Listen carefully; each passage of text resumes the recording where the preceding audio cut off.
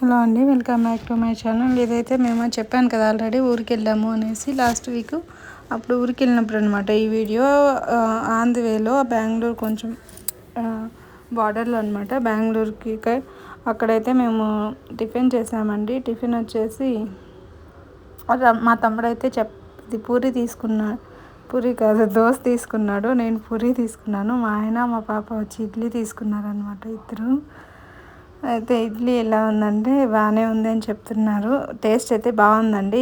ఎవరైనా బెంగళూరు నుంచి వెళ్ళే వాళ్ళైతే ఒకసారి ట్రై చేయండి. అక్కడ టేస్ట్ మాత్రం చాలా బాగుందన్నమాట. మన హోమ్ ఫుడ్ లాగే అనిపించింది. ఫుడ్ అయితే చాలా బాగుంది.